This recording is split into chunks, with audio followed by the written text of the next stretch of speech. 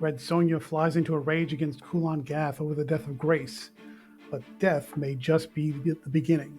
We're going to talk about it right here in our review of Red Sonja Volume 7, Number 10 from Dynamite Comics. See you in 3.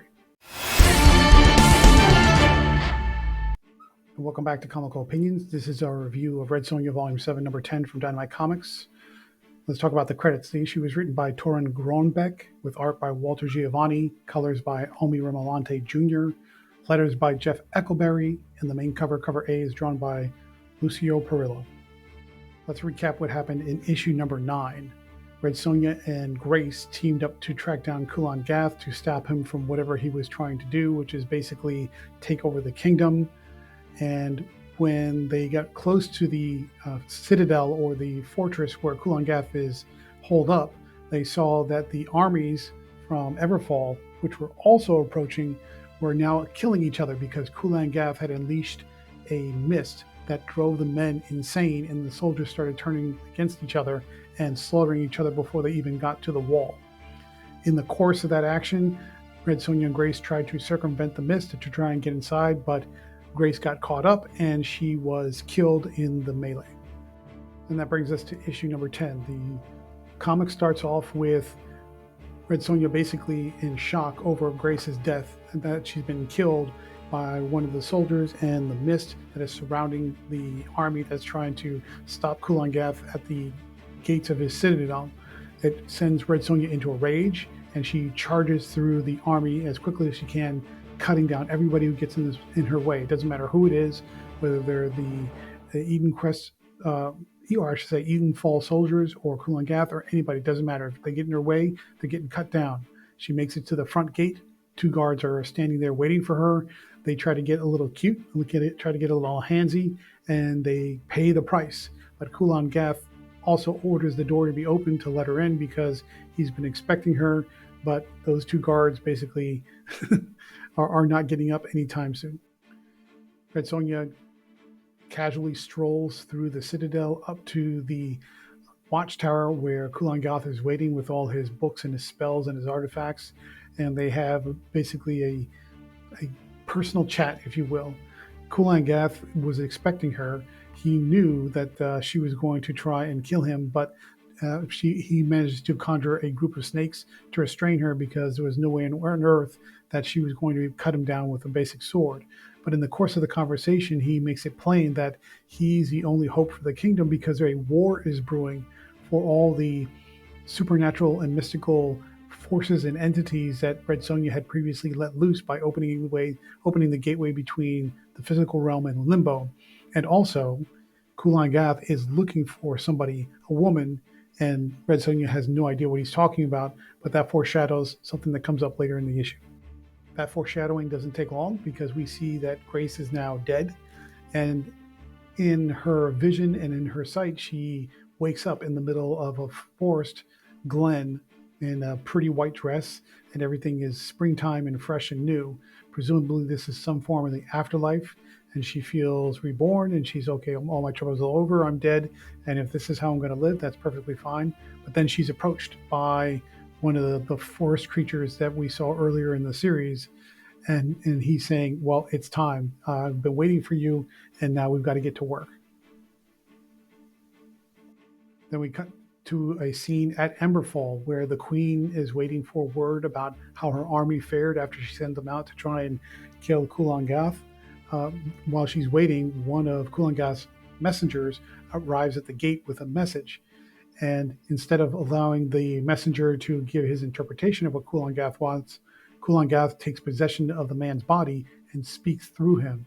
And he basically says, look, give me the kingdom because a war is coming, a war among gods, and I am the only one powerful enough to stop it. So give me control of the kingdom, let it be mine. It's a small price to pay for surviving the war that's coming because you can't do anything about it. And in the last moments, the messenger is, I guess, speared through the body with a dark hand or something that erupts from his body, and the image that comes forth is a large raven or a large crow that bursts from his body, still speaking, and then the bird flies away, I guess. It's not quite clear because the images are a little inconclusive about exactly what happens. After a brief interlude where the gods are talking to each other, including Ymir, Kulan Gath explains to Sonja what's at stake. The war is going to decimate everything. He needs to stop the war, and he's the only one that's powerful enough to do it. But to stop the gods, he needs Ymir's heart. And Red Sonja thinks he's telling the truth, but isn't quite sure. But she says, if you're telling the truth, I'm going to find that heart, and then we're going to destroy it, and we're going to stop the gods from destroying this earthly plane because nobody worships them anymore, nobody believes in them anymore. Suddenly, while they're talking, the entire castle and fortress starts to shake and shimmy, and Kulan Gath is attacked by branches and trees and birds and doves and all kinds of natural plants and animals that are bursting forth through the ground.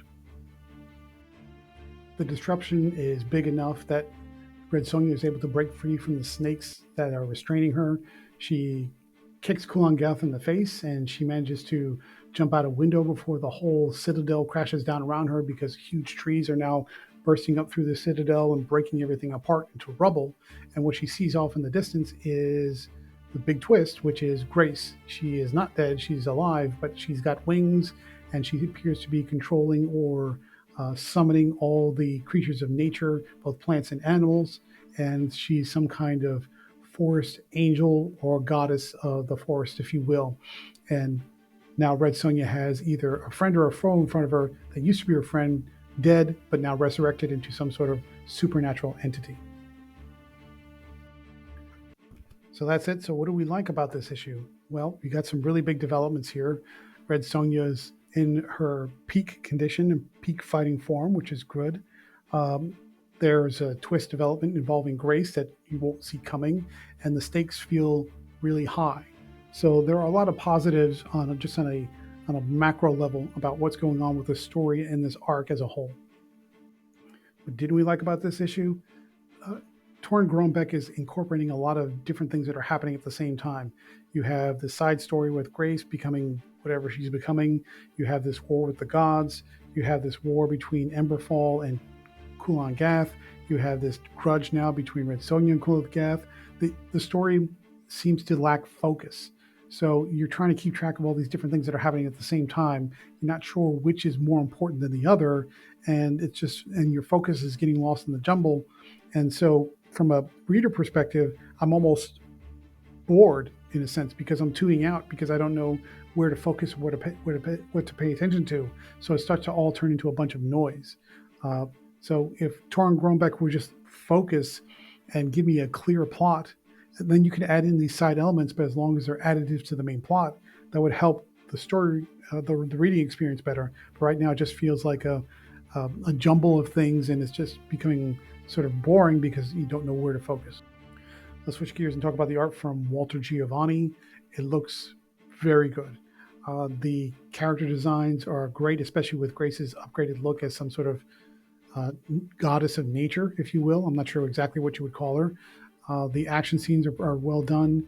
The dramatic compositions of the panels come across very clearly, and the backgrounds, especially with all the big things that are happening with trees exploding through the forest and exploding up through Kulan Gath's citadel, those look like big splash scenes that are epic in scale, and that all looks like it's really well done. So visually speaking, it's a solid comic. Final thoughts. This issue's got a lot of big action, a lot of big developments, some twists, some surprises, and the scope and the scale of everything that's happening feels very big, which is good. On the downside, there are so many different things happening that are sort of loosely connected, but they all feel like parallel stories happening, and they're taking up space from each other. There's no focus. You don't know where to pay attention, so it starts to turn into a lot of noise, which is not good. And you, as a reader, you start to tune out because you're not sure what's important, what's not, and then there's just a general lack of focus. Therefore, we're going to give Red Sonja Volume 7, Number 10 from Dynamite Comics a 6.8 out of 10. And the reason the score is that low is not because the art is bad. It's not. It's good. And the reason the writing isn't lacking for big things that are happening, it's not flowing. It's not focused. It's not bringing you along in a story. It just feels like a bunch of things crammed together. And so the reading experience is very low.